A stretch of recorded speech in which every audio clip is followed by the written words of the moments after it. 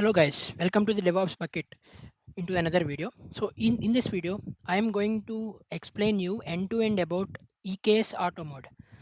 So our agenda today is what is Auto Mode, why it has been introduced, and what was the differences with this with the actual EKS cluster and everything related to the EKS. So in day-to-day work, I have utilized this auto mode and I have checked and replicated almost most of the use cases related to this auto mode as well, because I usually work in AWS organization directly so as a cloud engineer. So I would allow to explain you my experience and my real-time use cases that I have observed and troubleshooted the issues, etc. Okay, in this video of series, I would like to explain you everything related to the auto mode, but today I will explain you entirely about auto mode cluster itself and the use cases. We can go in one by one video to understand everything in clear and detail and see the issues while we are doing replication.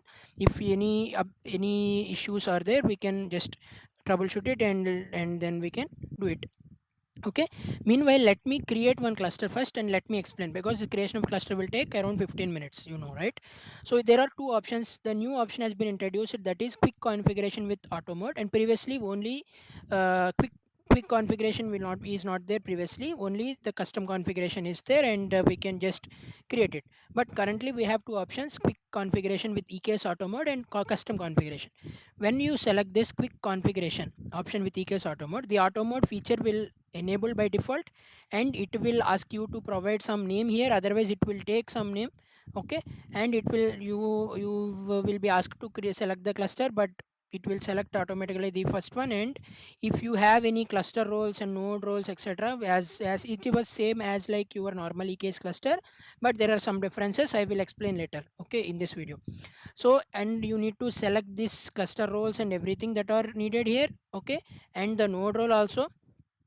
Okay, and the networking configuration. Okay, and remaining everything will be created as a default only. If you see the cluster networking and the logging patterns, everything is logging is also on. So these are like a default configurations, you cannot edit while creating the cluster, but some of them are editable when you created the cluster. Let's see, default node pool, yes, this is auto, you can able to edit this or not. Okay, so my suggestion you is to go with a custom configuration.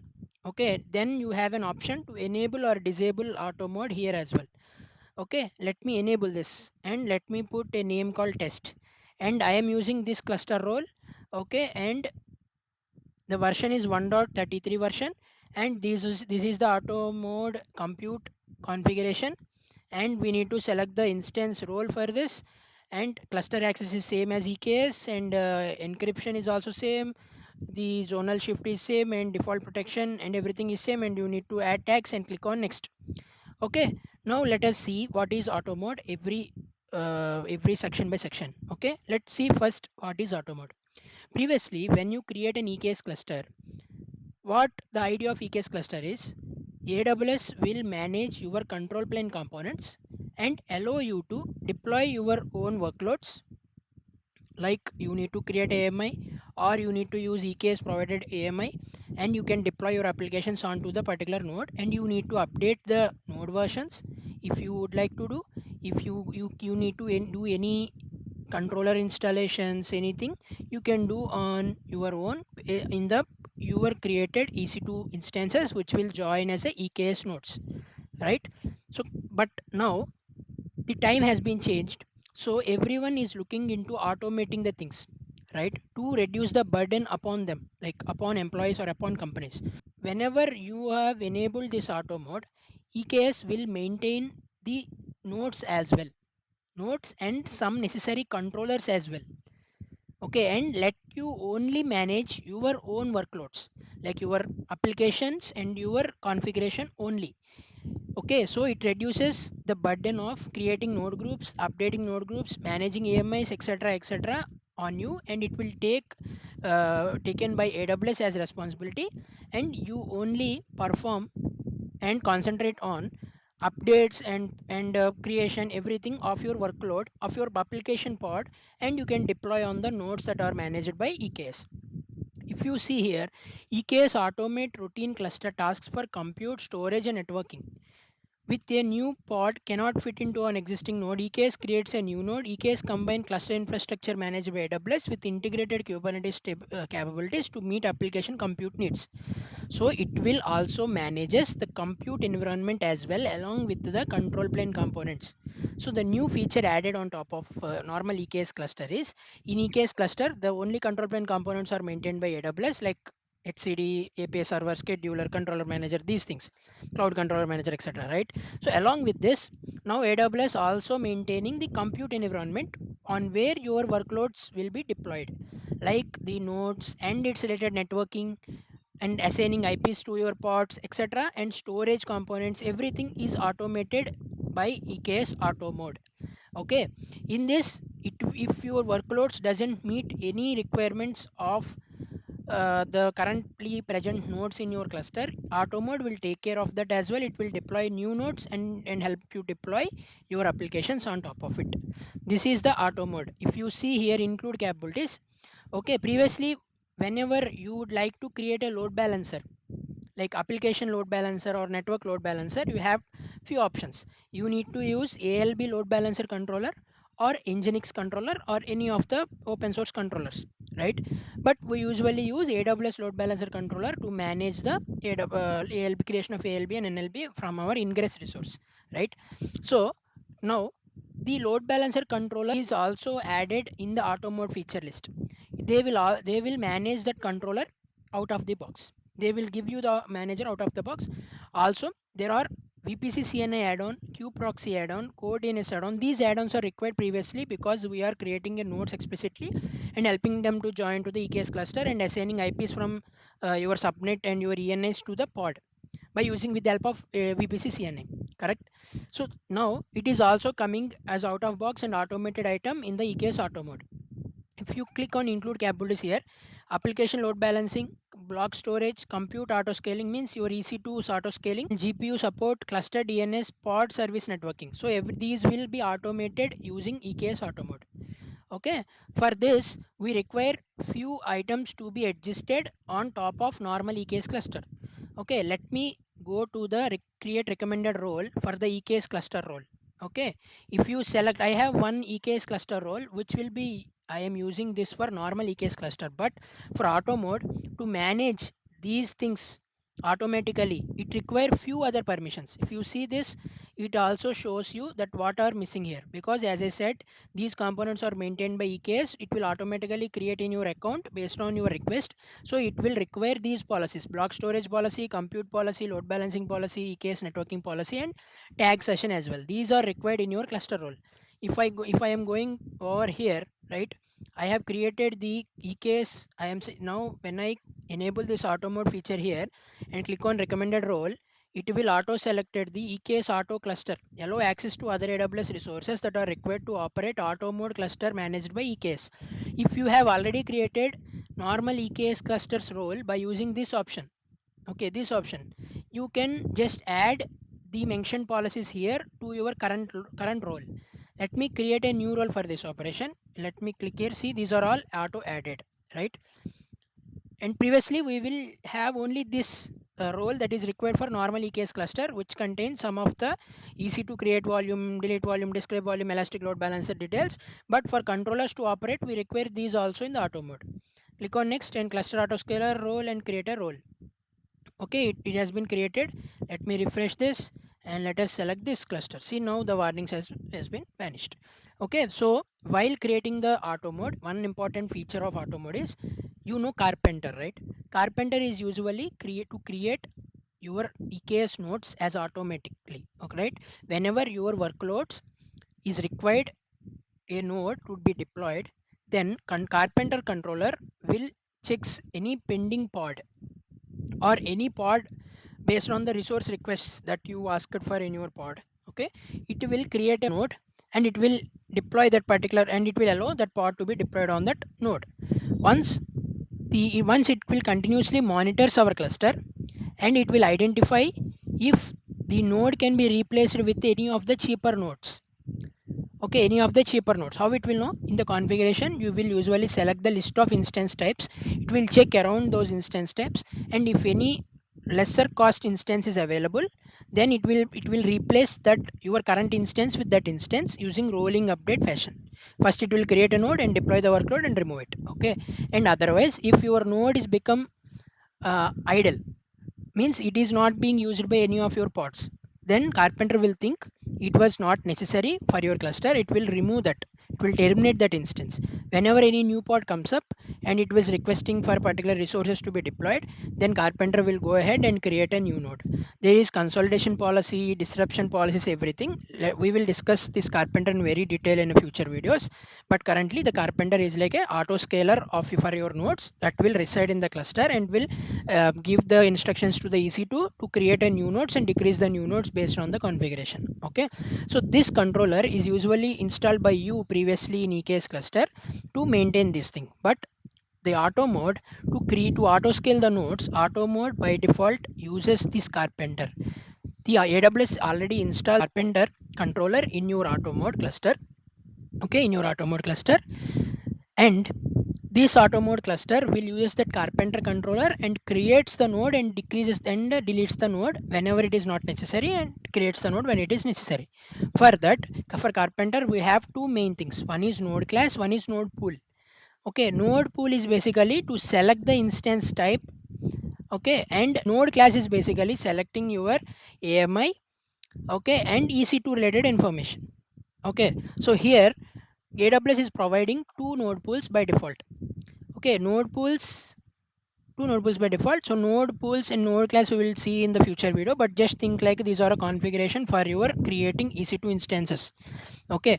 General purpose system, general purpose will have your workloads to be deployed, and system will have the kube system related pods. Anything you have deploy, if you deploy anything like that, it will go into this, and for general purpose the other workloads will go into this type of nodes, okay. Here we need to select one node role, okay. I am selecting this node role, okay. So you can also create your custom node pools as well. There is option like that also. We will see in our next video as per a single use case, but currently I am giving you an end-to-end discussion about this auto mode, okay. You can create a general purpose and system nodes by default. You can also deselect this to if you don't want any nodes by default, okay. If you require, you can select this, okay. If you go to this node role, click on recommended node role, okay, it will auto select few things. If you see here EKS Auto Node, it will select this. If you go here, these are two things are required for us. One is no worker node minimal policy and EC2 container registry pool only. Previously we have normal cluster, we will require three policies. One is EC2 read only for container registry, and then EKS worker node policy and VPC CNA policy. Currently VPC CNA will maintained by Automode, so we don't require that. And worker node policy we can attach, or worker node minimal policy also we can attach with the minimal policy to access the EKS to make available to make EC2 instance to join the cluster. And this is to pull the images from ECR, like the AWS provided images like VPC CNI, QProx, etc. Okay, so I am just creating a new role, okay. EKS called EKS Auto Node role, and just let me create it, okay. If you go here and just refresh this and just select the auto node role, and cluster administrator access, you know, it's the same feature to access the cluster. I'm just going next. Here it will ask you to create a VPC. I have one VPC and these type of public subnets. Now I'm choosing this, and I am not selecting any security group, okay, and I am not configuring anything. I am just making the cluster as public and private. You also know this, right? It is about access points, like cluster endpoint configuration details. If you would like to access everything outside world, then you can use public, like worker nodes within VPC, and cluster endpoint to outside of VPC also, then use this. If you would like to isolate everything, then you can use private, okay. Okay, public and private, you have an option to have the public endpoint for a particular IP also, okay. I am just creating a public for now. Anything would be same, okay. Okay, like this. Let me switch off this now. See, I am not installing any add-ons. It is not selecting any add-ons at all. Previously it was selecting three add-ons: qproxy, vccna, coordinates. Now it was not required. Metric server, it was auto selecting because to give us the metrics like top command and to scrape the Kubernetes metrics, right? Yeah, so only this was getting installed. Let me create it, okay. So here, and one more thing notice, whenever we create the cluster, I have selected the access mode as access entry as API, right? So in the access configuration, I able to see this access configuration, right? So currently I have the user who created this cluster, right? So next to make our nodes to join the cluster, we would require the node role to be part of this access or in the config map that you have. Previously also it is the same, but currently we have one EKS auto mode permissions directly. Okay, so let me refresh this page, you will be able to see that thing over here after some time. Okay, until let it create. Okay, let it create completely. So here if you would like to see the, if you create a auto, right? If I am selecting this auto node role, and if I am going to next, here you will have an option called EKS auto node policy. So this will be attached to our node policy auto node role automatically, then only it will able to join our cluster.